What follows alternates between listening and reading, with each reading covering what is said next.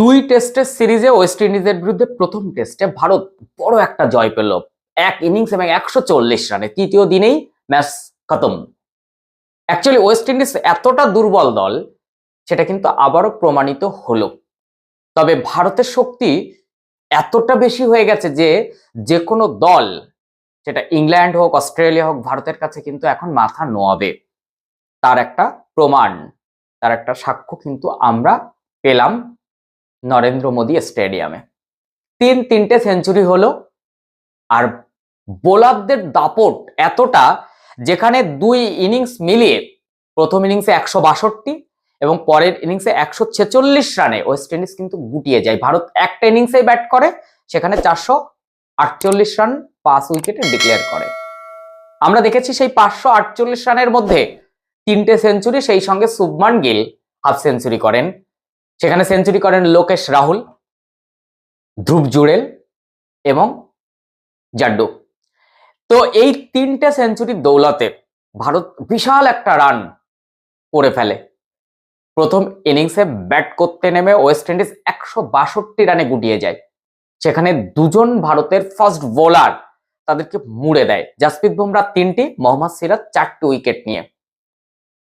এবং দ্বিতীয় ইনিংসেও দেখা যায় ওয়েস্ট ইন্ডিজ কিন্তু সেই একই রকম ব্যাট করে, বরঞ্চ আরো খারাপ। সেখানে 146 রানে তারা আটকে যায়। এখানে এই দ্বিতীয় ইনিংসে জাসপ্রীত বুমরা হয়তো উইকেট পাননি, তবে মোহাম্মদ সিরাজ কিন্তু 3টি উইকেট তুলে নিয়েছেন, আর সেই সঙ্গে জাদেজা 4টি উইকেট তুলে নিয়েছেন। তিনি সেঞ্চুরি করেছেন, অপরাজিত থেকেছেন, আবার 4টে উইকেট তুলে ম্যান অফ দ্য ম্যাচ হয়েছেন। সেখানে কুলদীপ যাদব 2টি এবং ওয়াশিংটন সুন্দর 1টি উইকেট। এই যে হতশ্রী অবস্থা ওয়েস্ট ইন্ডিজের, সেটা কিন্তু দিনের পর দিন চলছে। কোনো রকম ভাবে তারা কোনো টিমের বিরুদ্ধে দাঁড়াতে পারছে না। আর ভারতের মাটিতে, ভারতের এই বিশাল শক্তির সামনে তারা যে মাথা নিচু করবে, এটা তো বলার অপেক্ষায় রাখে না। দ্বিতীয় টেস্ট এইরকম একটা বড় জয় ইন্ডিয়া পাবে, এই আশা রাখছি। তবে ফার্স্ট ইনিংসে যখন ওয়েস্ট ইন্ডিজ ব্যাট করতে নামে, একের পর এক উইকেট পড়া শুরু হয়। সেখানে জাসপ্রীত বুমরা বোল্ড করা শুরু করেন। আতঙ্কিত হয়ে যায় ওয়েস্ট ইন্ডিজের ব্যাটসম্যানরা। আমরা দ্বিতীয় ইনিংসেও দেখলাম জাসপ্রীতের বল হেলমেটে এমন ভাবে লাগলো, খেলা প্রায় হাফ ঘন্টা বন্ধ থাকলো। এই ওয়েস্ট ইন্ডিজকে উদ্ধার করার জায়গায় কে কে নিযুক্ত হলে, আমার মনে হয় ব্রায়ান লারা, চন্দ্রপল, এদের মতো দক্ষ যারা টেস্ট খেলিয়ে, সেই সমস্ত প্লেয়ারদের দায়িত্ব না দিলে ওয়েস্ট ইন্ডিজের উদ্ধার হওয়ার জায়গা নেই। কারণ ওয়েস্ট ইন্ডিজের প্লেয়ার সাপ্লাই লাইনটা ভালো ছিল, কিন্তু সেই জায়গা থেকে কিভাবে আজ হারিয়ে গেছে। সেখানে ফার্স্ট ইনিংসে জাসপ্রীত বুমরা 3 উইকেট এবং মোহাম্মদ সিরাজ 4 উইকেট, নীতিশ কুমার রেড্ডি উইকেট পাননি, জাদেজা উইকেট পাননি, কুলদীপ যাদব 2টি এবং ওয়াশিংটন সুন্দর 1টি উইকেট। সেখানে 162 রানে তারা কিন্তু গুটিয়ে যায়।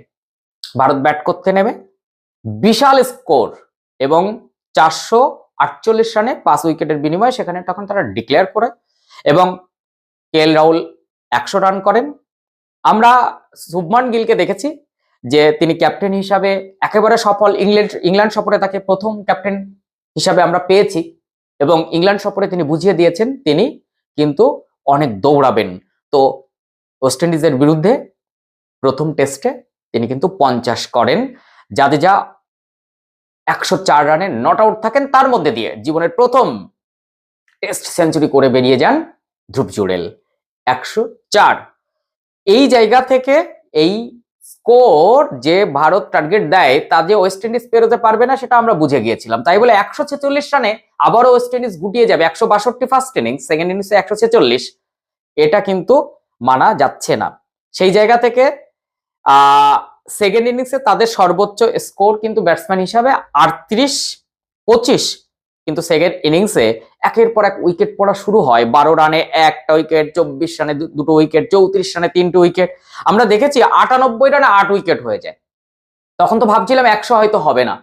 তো সেই জায়গা থেকে সমস্ত ক্রেডিটটা কিন্তু আজকে নিয়ে নিয়েছেন জাদেজা 4টি উইকেট, আর মোহাম্মদ সিরাজ 3টে উইকেট, সেই সঙ্গে 2টি কুলদীপ যাদব এবং ওয়াশিংটন সুন্দর 1টি উইকেট নিয়ে 146 রানে তাদেরকে বান্ডিল করে দেয়। ফলে দুটো ইনিংসেই ব্যাটিং বিপর্যয়ের কারণে ওয়েস্ট ইন্ডিজ কিন্তু একটা বড় পরাজয় স্বীকার করলো। ভারত জিতলো ফার্স্ট ইনিংস, মানে একটা ইনিংসের সঙ্গে 140 রান। এত বড় জয়ের কারিগর কিন্তু ম্যান অফ দ্য ম্যাচ বা player of the match Jadeja. Ravindra জাদেজার এই 36 বছর বয়সে যে খেল দেখাচ্ছেন, ভারতীয় দল তাতে সমৃদ্ধ হচ্ছে। আরো অনেকটা বছর চাই তার এই সার্ভিস। এখন কিন্তু একটা জিনিস আমরা লক্ষ্য করছি, সেটা হচ্ছে রোকো জুটি না থাকাতে গ্যালারি কিন্তু ভর্তি হচ্ছে না। এই জায়গা বা এই শূন্যস্থান কতদিনে পূর্ণ হবে সেটা কিন্তু দেখার। আমরা জানি যখন তেন্ডুলকার, সৌরভ গাঙ্গুলি এবং রাহুল দ্রাবিড়রা, ভিভিএস লক্ষ্মণরা যখন একের পর এক অবসর নেওয়া শুরু করেন, সেই সময় কিন্তু এই রকম অবস্থা হয়নি। গ্যালারি ভর্তি হতো। মহেন্দ্র সিং ধোনির নেতৃত্বে ভারতীয় দল সমৃদ্ধ হয়েছিল। বিরাট কোহলির অবদান ছিল, রোহিত শর্মার অবদান ছিল, পূজারার অবদান ছিল, টেস্ট ম্যাচের কথা বলছি, রাহানের অবদান ছিল। কিন্তু এই যে ভারতীয় টিম এত ভালো খেলছে, তবুও কোথাও যেন দর্শক সেই রোহিত শর্মা, বিরাট কোহলিতে পড়ে রয়েছে। এবং এটাই স্বাভাবিক, এটাই ক্রিকেটের আবেগ। তাই এখন কিন্তু মাঠে দর্শক সেইভাবে পূর্ণ হচ্ছে না। আশা রাখছি সবাই খেলার মাঠে যাব। ভারতীয় ক্রিকেটের যে স্রোতধারা এবং এই অগ্রগতি, এটাকে আমরা কিন্তু সাথ দেব।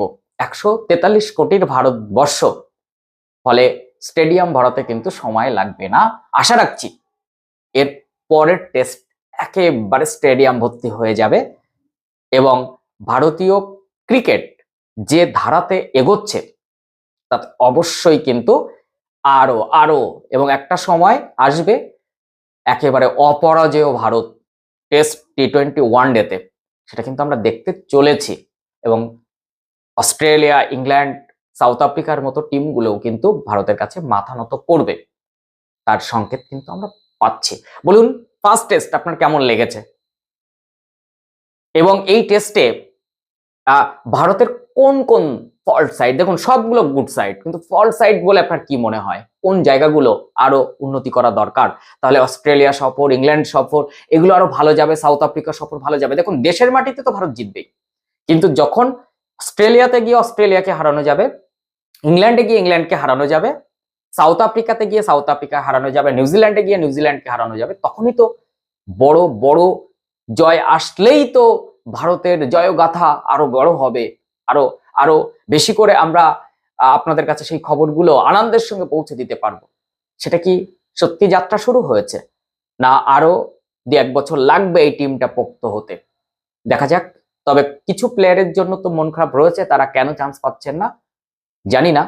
তবে যে টিম সিলেকশন হচ্ছে সেখানে সত্যি তারা ভীষণ ভালো খেলছেন, তাই নির্বাচকদেরও দোষারোপ করার জায়গা পাচ্ছি না। সেকেন্ড টেস্ট ওয়েস্ট ইন্ডিজের বিরুদ্ধেও ভারত এরকম একটা বড় জয় পাবে এবং ওয়ার্ল্ড টেস্ট চ্যাম্পিয়নশিপের পয়েন্ট টেবিলে এই দুটো টেস্ট জয়লাভ করে ভারত অনেকটা এগিয়ে যাবে, এই আশা রাখছি।